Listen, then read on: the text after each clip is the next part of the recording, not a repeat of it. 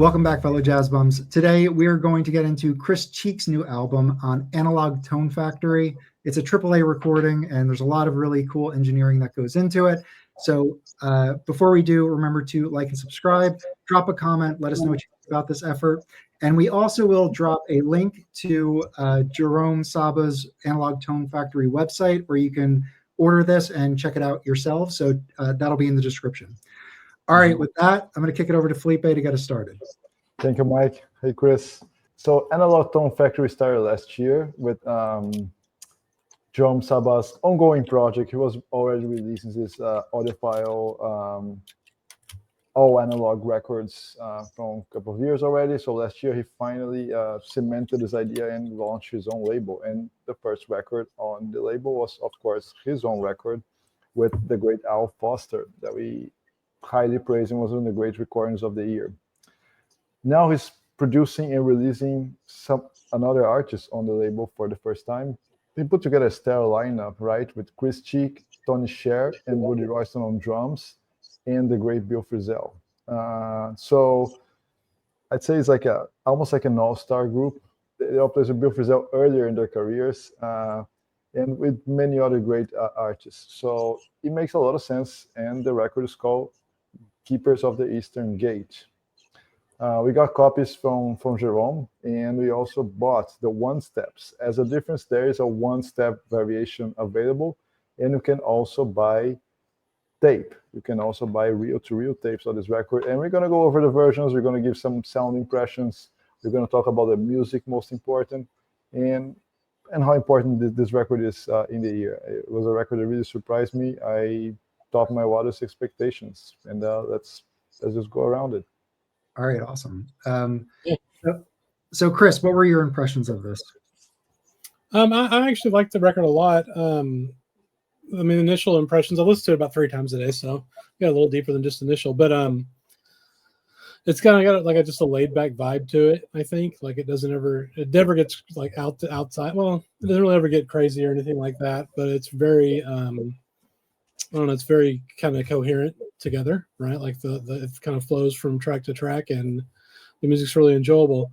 I haven't really gotten into Bill Frisell, but I think the combination of this band really worked together to kind of, be the first record of his that he plays on that I really have enjoyed, honestly. So, yeah, I also thought the music on this was really cohesive, and I felt like they had a really nice range within the space. So what I mean by that is, like, I think it's on track 3.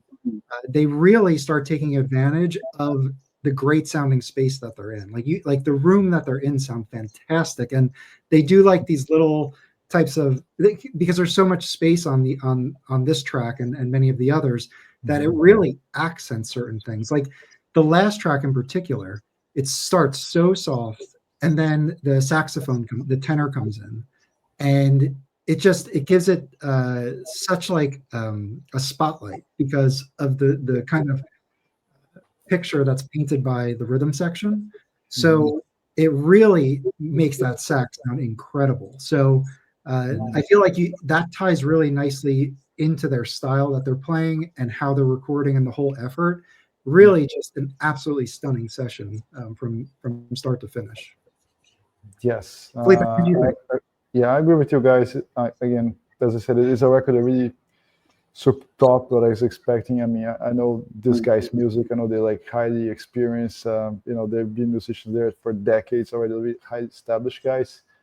But what surprised me, again, was as you pointed out, Mike, was this use of space, right? So just going back to the theme of the record, right? The Keepers of the Eastern Gate. So it's a painting that Chris saw at a museum in St. Louis as an exhibition. And it kind of stuck with him, this idea of, so the Keepers of the Eastern Gate are the most eastern the most eastern tribe in the colonial U.S., like the gateway defending the West from the European invaders that were here. We all know the outcome, but the record is about this tension, not only about invaders and natives, but also about modern and traditional. And it's quite interesting that he brought this idea of talking about the traditional for a record that's so totally AAA, old school, two bass, tape, everything, and in one room, right? Mhm. So I found they used really amazingly the space. And Bill Frisell is a player that I think he's not like the guy that plays riffs or shreds or anything like that, but he just puts ideas out there. I think he makes the sound of this record like bigger, wider, in a very delicate way. Be like by soloing or just playing chords. In he just leads the way and makes it like wider in general as an idea. And his interplay with Chris, I think, is just great. And the rhythm section, right? Sharon Ronson, they're pretty much like keeping the pace, keeping the rhythm, painting landscapes. I think Mike, you said really well. And the third song, which is like Smoke Rings, I think is one of the most like fluid. So when you were listening to this, what did you think of the track sequencing? Did it, although it certainly is cohesive, I felt like, well, I had opinions on it. I just wanted to ask what you thought about that. Mm-hmm, yeah, I think the first track is really great. However, it's kind of misleading because it's the more like traditional squarish, really simple in a box kind of song. But then they really open up. I think that everything becomes about a journey, about this thing like tension, delicate world against a more like pulsing world coming in, and it's very open. It's an exploration, sonic exploration in a sense, but they don't go far out anywhere. But I think they don't play with the rules. I think they are putting very good and fresh ideas. There's a lot of standards there, very famous songs. There's even like a Beatles song, right? But at the same time, they're exercising this freedom, this reinterpretation in very interesting, no boundaries type of improvisation there. And he's a really like improvisation guy. He really likes the openness, this freedom that jazz allows to do, and that's why jazz never stops because it's always changing, evolving. I think the sequencing is good. My favorite two tracks were, I think, number 3 and number 4. Let's see here. The O Sacrum Convivium, which is an interesting choice, and then On a Clear Day, which is a kind of a jazz standard from the 60s. Those two together I thought were really great. And then I really like the second. I mean, I like the whole album, but I think those two songs for me were particularly awesome. And the fourth track, On a Clear Day, I don't know, man. Like you said, Felipe, it's different, right? Like it's not outside at all, but it's kind of almost ethereal in ways, right? I think it's Bill Frisell, right? So, like, you can put this record on and no one's going to be offended by it in any way, you know? Like, yeah, but also not because it's benign, right? It's because I don't know. It's just the kind of the tonality of it is pleasant, but they're like I mentioned that last track. Like they're playing with so much space there, and it's so soft, and that's why when that sax comes in, so like, but it at the same time, like you're listening in between those moments and hearing every. I don't know. It's very interesting to listen to. For sure. Yeah. I think it's very, very tastefully played and arranged.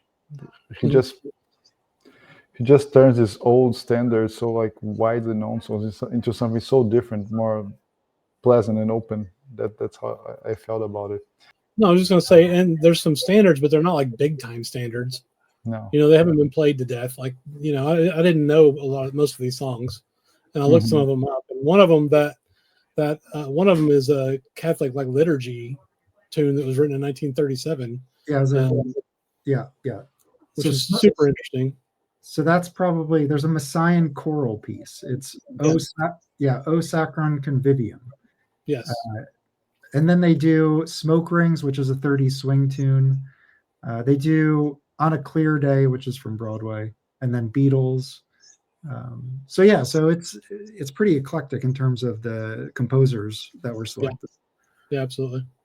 I did feel like that first track was very different than the rest of the album, and I'm not really sure how I'm processing that, because I think at first it was jarring, but then when I think of the concept of the album and the Mohawk people and having an energetic kind of first opening track, that might make total sense with a narrative there. So I'm Yeah, not. makes So I need to continue to listen to this. This is definitely a multi-listen record. There's a lot to think about with it. So Think a little bit about the production. It's an interesting thing too. I think the way they pan the instruments makes it sound. That's why it makes it kind of sound wide and nice. The studio vibe. yeah, Right. Felipe, can you talk about how they did the sound? Mhm. Yeah, pretty much they put drums on one side, Bill on the other, and the other guys in the center, sort of. I think. Mhm. Right. That's the impression I had. Yeah, I had drums on my right, and was guitar on my right? I forget, but No, I think the guitar. Yeah, the guitar and the drums are kind of opposed. they were okay. Yeah, Yeah. but yeah, I thought it sounded great. So Mike's speakers are hooked up backwards. It sounds like Felipe. Oh no. what's that? Said your speakers are hooked up backwards. No, you're listening, looking at the mirror. Yeah. Now, I mean, as far as the recording quality, it's outstanding. The pressing, I didn't buy the one step. I got the regular version, but it sounds great. Perfect pressing. It's from who presses it? Who's he using? Gotta Groove, right? Gotta Groove Records, one of the best pressing plants there is for the money. Every single record I've gotten from them always is an awesome pressing, flat, clean, all that. But it's recorded at the Power Station, which is, I mean, one of the most famous studios of all time, right? There's been just thousands of records recorded there across every genre. James Farber, the engineer, he's one of my favorite engineers, modern engineers. Like when I'm looking at jazz CDs, if I see he recorded, I just buy it instantly because it's going to sound killer. So we got promo copies of the regular LP, and then Felipe and I bought the one step at a discount. So Felipe and I were able to AB the two. So we'll talk about that. But we did want to mention that Felipe and I, our promos we're going to give away on our live stream. So we live stream every Friday at 8 p.m. So come to the next one and we'll do some type of raffle or something. that's fun. Yeah. All right. So Felipe, tell us about the pressing options for this record. Okay, so Jerome stick with this process from the previous recordings, which is very successful. Presser got a groove. Recorded with James Farber, all analog to tape, all tube chain, cut by Bernie Grundman. Okay. This time around, he cut a one-step version, and I don't want to, when he sent the record, I said, I don't want to know your opinion, and he said, just give me your opinion after you listen to it. So first question I'm asking is, why did you do a one-step this time? Because he said, after we had a test pressing, we said, we have to do this. After we listened to one step. And after I listened to my one step, I share my impressions with him, and we're quite similar. And I think, let's see what Mike thinks. Everything just sounds clearer, more separated. It's just like, even though the three-step is already terrific, amazing, the one step reveals even more. Every instrument comes like sharp, clear, filling the room a little more. Perhaps you're going to have the impression, oh, the bass doesn't sound so loud as in the three-step. I think that's because things are kind of more like meshed together on the three-step. And on the one-step, things just float in the air. It's sharp, crystal, but still very organic. Very, very organic. I think that's the greatest merit of this recording, and it goes really good with the type of music they're playing here, to be so organic and spontaneous. Lastly, I think the way they pan the whole thing, drums on one side, the guitar on the other, and the other players like intercalating in between, gives you this really beautiful studio room sensation, right? I think if you can play on a nice set of speakers, have some room there, or even like if you're playing on headphones, that you're going to get the full like sonic bliss of this. It's going to be great, and that's how I felt it. I mean, I totally back the one step, but the three step is already amazing. There's also a version on tape, which I haven't heard yet, but there is a review of the tape that just came out on Stereophile today. I just got my issue here, and you guys can check it out. It's probably open on the website. Cool. Yeah. So Felipe, can you speak a little bit to the production of the 3-step and the 1-step, specifically the development of the lacquer, and how that works? Because I feel like this is an important point to make. Yeah. So, well, most people, are very familiar with the process. You make a lacquer, then you make a stamper out of that, make a second one, a third one, and then you press the record after the third one, making this mother father type of process. So the 1-step comes on at the second step, where you make the first of your stampers, right? And then you press records from there. It's more fragile, doesn't last that long. So usually about between 700 and 1,000 copies can be made out of that 1-step. So it's a more costly process, takes a little longer to be made, but sonically, most people, agree that you might have benefits. It's like a cleaner thing, closer to the source as possible, right? Mm-hmm. Well, I think this is an interesting point, because I feel like when we think about the A/B comparison, a lot of times with these 1-steps, we don't have, we'll compare it to an earlier pressing, to a reissue that's a 1-step. It's very, I don't know if there's any other instance where a record was put out as a reissue or a first pressing, and then at the same time they cut another lacquer through the same exact chain in the same exact way, and then had it for 1-step. So this, to my understanding, is like the gold star way to A/B here, where it's like you have you basically have controlled for everything. So the only difference is that one lacquer went to a 3-step process and the other did the 1-step. So when you listen to both of these, you're really going to hear the difference, if there is a difference, right? Like this is, so I feel like people who are into shootouts, this could be like a really fun thing to nerd out about. Yes. Yeah.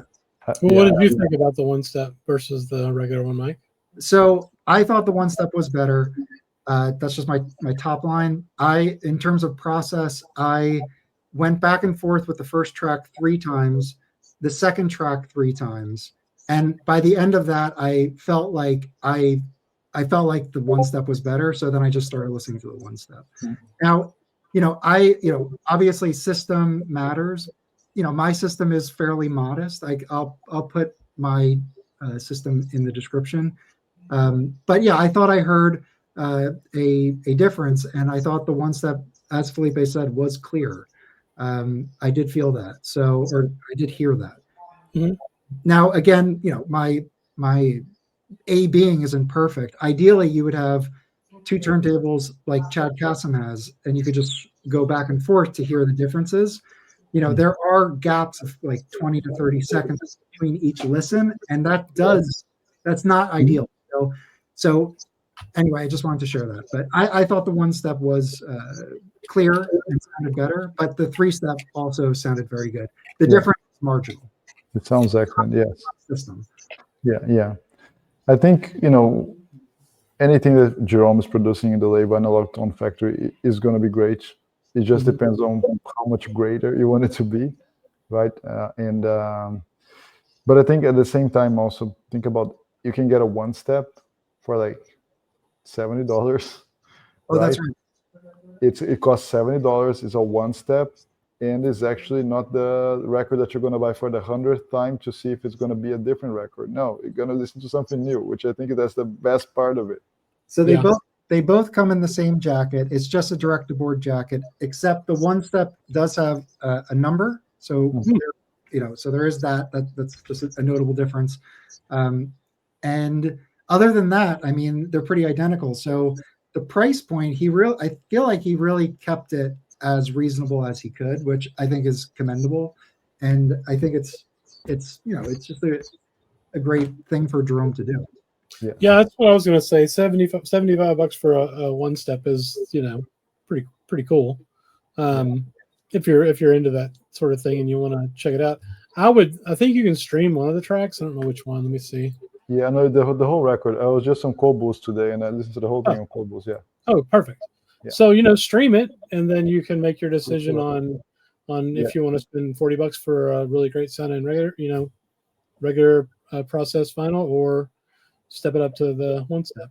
Or if you really have a kick-ass system and all the money in the world, buy the tape. Buy the tape, yes. Yeah. Yeah.